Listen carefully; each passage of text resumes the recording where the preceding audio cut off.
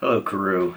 It is the 6th of December, and I realize that you keep making videos, and I keep making videos and uploading them, but the last couple or more times I've put up videos, they have been of me sitting in the Umatilla River, and I had intended originally to talk over them about some things, and I liked the ambiance of the river itself, so I ended up not doing it. So I decided I would just shoot a video, a talking head video, and try to get through some things that I wanted to talk to you about, a number of which are things you've made videos about recently. So to start with, you talked about monologuing in the car, and you accurately pointed out that I have a tendency to monologue in the car. And you commented that when you monologue in the car, it's a negative overall influence on your happiness. And I think there are definitely times that's true for me. But a lot of the time, when I monologue in the car, I describe what the other person's doing and to myself and try to figure it out. The times when it's really negative, so what I'm saying is that instead of yelling at someone and telling them what to do, I give a running commentary on what they're doing and whether or not I think they're an idiot or they're distracted or they've just made a little mistake or whatever. And it's a childish and probably judgmental thing I shouldn't be doing, but that's what I do. Most of the time I don't get stressed out and upset about it. The problems I have often are when I'm like on the freeway, somebody pulls in front of me, when I'm trying to pass or something like that, and then often I get annoyed at that. So maybe I should, like you, take the high road and try to avoid that as much as possible. But I'm not committing myself to it. That's the first thing. Second thing was your videos of you guys getting in the Mississippi. I'm really enjoying those, and I really enjoyed Stefan awakening the Leganus. Leganus? Actually, I really enjoyed the Awaken the Leganus music video. I watched it a couple times, and then weirdly, the YouTube algorithm then started showing me videos of this band called Gnome, which I think is Northern European, and I watched like 3 or 4 of those as well. There is a South African band that I recently in the last 3 years or something I ran across and was watching, and it's a man and a woman who are pretty hardcore sort of punk or I don't even know what it's that typical hardcore music where people are shouting and yelling and there's a lot of implied sex and drugs and stuff, or overt sex and drugs. But I actually watched a bunch of their music as well, because the energy is just amazing, and yeah. But I can't remember their names and I didn't look it up before this video. So I have dabbled in South African music before, South African rock or contemporary music. But you can tell Stefan, I am truly impressed with your the degree to which you just went in the water there and got in up to your neck and just you were there. And I suspect that looking at you, that you have a swarthy sort of body type like I do, and I think in my experience, I know I have an easier time of going in the cold water than people who aren't quite as insulated as I am. And I hope that that's the experience you're having as well. And I gotta say, man, getting in the cold water, oh, it's so nice. Actually, the last time I went down there, when I in the snow, when I made the video, and Lord knows I should have gone down today again because it was really cold this morning. Well, really cold by Pendleton standards. It was, I think, 21 or 22. And it would have been good this morning, but then it warmed up during the day.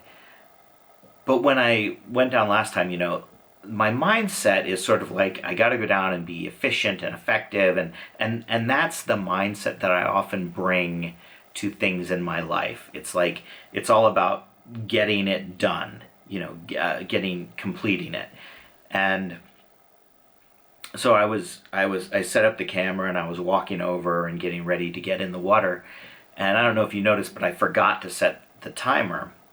And as I'm getting in, I'm like up to my hips already, and I have to go back and grab the phone and set the timer. And I had this realization that I was going through my process, and I was like thinking, oh man, I messed up my process. I gotta be more efficient. And how is this gonna mess up? And I was like, what the heck? I'm just gonna sit in the water for 6 minutes. And once I'm in the water, I feel great. And I think that may be what I like best about doing these cold soaks, is that I get in the water and then I'm in the moment and I hate that, actually. I find it really annoying when people talk about staying in the moment, but there really is something about just sitting there and feeling the cold wash over you. And then coming back home as well, and I have a slightly different process where I just, I get out and I dry off. I don't take off my wet shorts. I just wrap the towel around me and jump in the car and drive home. And it's like 3 minutes. And then I switch into sweatpants and I slowly warm up. And I realize that feeling of that deep cold, and there are times when, like when I have been sleeping or camping, when I'm cold at night and it's just like really uncomfortable, or when I feel cold, but that deep cold when you're warming up after getting out of the water, it doesn't feel bad. It feels really good. Anyway, sorry I got off of Stefan and onto me, because really the world revolves around me, so that's how it should be. But Stefan, power to the people. You do what you got to do. All right. So the next thing I want to talk about, I'm going to go into the downer thing I want to talk about very briefly, and that is what is it? FTX and FTT and Sam Bankman-Fried. This is a cryptocurrency thing. And and if you haven't heard about this guy, Carew, you can look him up, Sam Bankman-Fried. And basically FTX is this massive exchange, cryptocurrency exchange that was started by this, I think he was like 27 when he started it, year-old MIT grad, whose parents are both law professors at Stanford, and is smarter than anyone else in the room. Just ask him. And so he built this massive cryptocurrency exchange that then, if you've watched TV, you've probably seen ads for him. He had a Super Bowl ad. They sponsored the Miami Heat arena. They sponsored the referees' uniforms in the World Series. And then they went bankrupt. And it turns out it was all a Ponzi scheme, and basically it's an unregulated exchange that would be illegal in the U.S., and it's incorporated in the Bahamas. I think it was originally in Hong Kong. And he had a hedge fund business called Alameda Research that basically invested money, and he ended up funneling money that wasn't his from his crypto exchange into Alameda Research, where they would then buy back the cryptocurrency tokens that they issued from FTX to try to prop up the price. And when they valued the business, like some ungodly percentage of the business was in their own cryptocurrency, and instead of on other assets. And then when traders in the exchange started trying to take their money out, basically it created a run on the exchange, just like a bank, and they didn't have it. And now there's $10 billion missing, and they're not sure where it is. And it may well have all been smoke and mirrors. Kind of like, I mean, the example somebody gave is if I said, I'm going to issue 1 million shares of my house, and then Sarah is going to buy 5 of them for $1 each. And then I'm going to say, I have $1 million because I have 1 million shares of this house that sell for $1 each. And then when I start selling them to other people, and then all of a sudden nobody wants to buy them anymore, and they're worthless. And that's essentially what happened. The crazy thing about this is I've been watching a lot of interviews and reading some articles, and there's a whole bunch of people who are like, oh yeah, you know, these fly-by-night cryptocurrencies that have air tokens that are nothing, and it's not like Bitcoin, because Bitcoin's a real thing. And I'm just like, but is it? Is it really a real thing?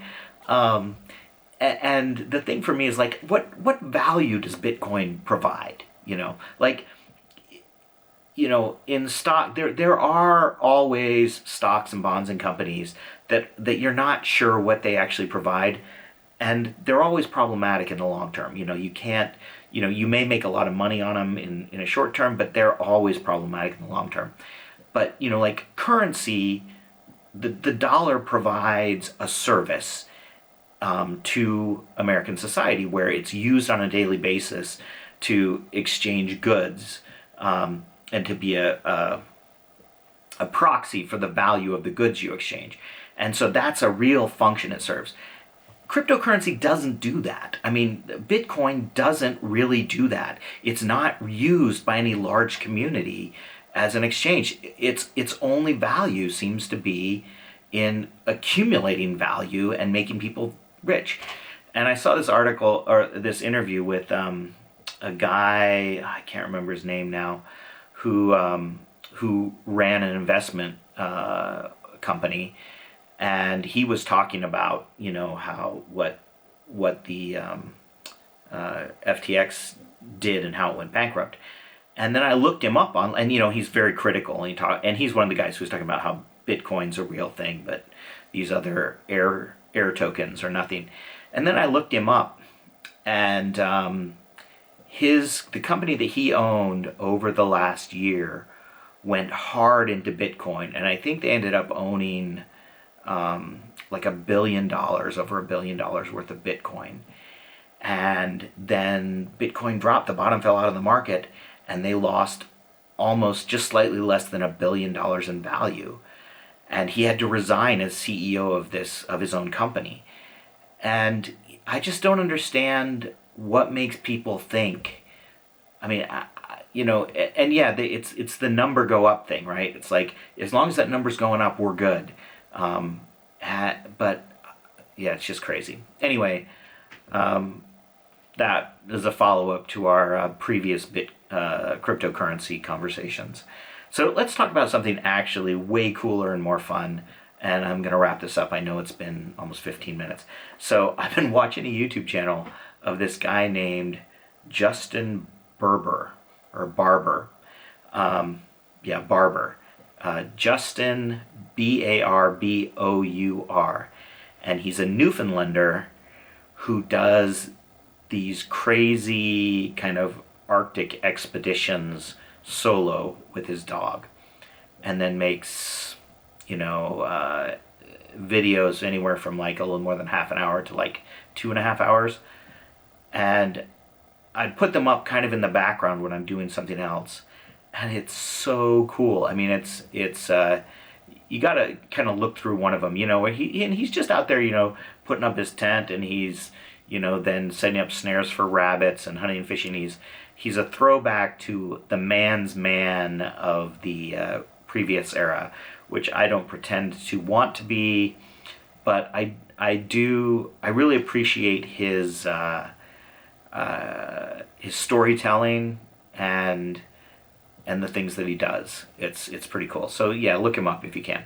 And finally, Great Pacific Christmas Party is back, and I know that I've talked about this in years past when they open up Great Pacific on a Sunday, which it's never open on Sunday, and basically from about 11 in the morning till 7 at night, they have live music of lots of local musicians, and I've played down there a bunch of times. You've seen videos of it, but I'm going to play down there again on December 18th.